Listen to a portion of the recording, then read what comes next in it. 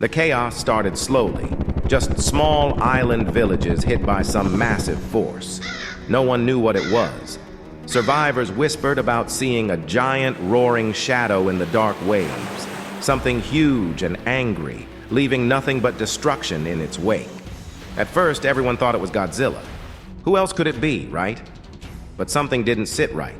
The way it moved, the trail it left, it felt wrong. And then it happened again. This time a large port was hit, and not just hit, leveled. There were survivors who'd seen it up close. They said it looked just like Godzilla, but somehow different. There was a strange shine to its body, a harshness to its roar. Scientists scrambled to track Godzilla's energy signature, trying to figure out what was going on. But it didn't line up. Godzilla's energy trace wasn't in those areas when the attacks happened. So where was he?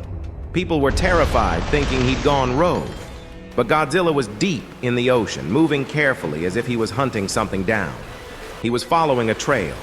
It led him closer and closer to the coasts, and he could feel it. The presence of something like him, but wrong. Finally, the two came face to face. Godzilla surfaced, and there, rising from the waves, was his double, his dark reflection with gleaming metal skin and lifeless red eyes.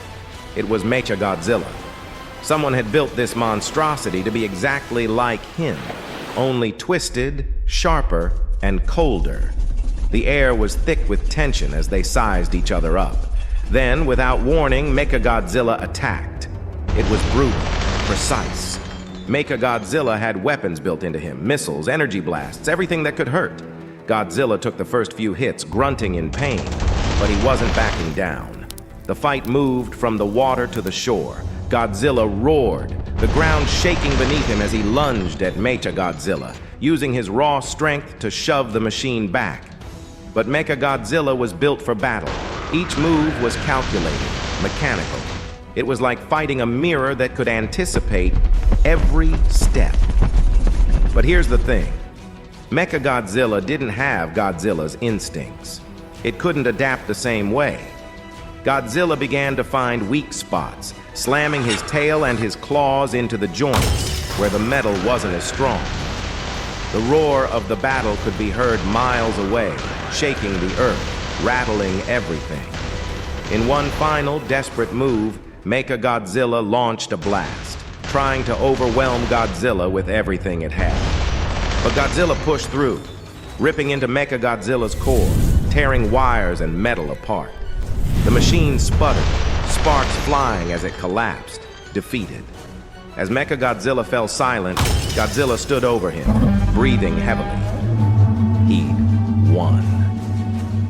The real Godzilla was still the strongest force of nature. And as he turned back to the ocean, the people who had been watching finally understood who the real protector was. Godzilla wasn't the monster they had feared.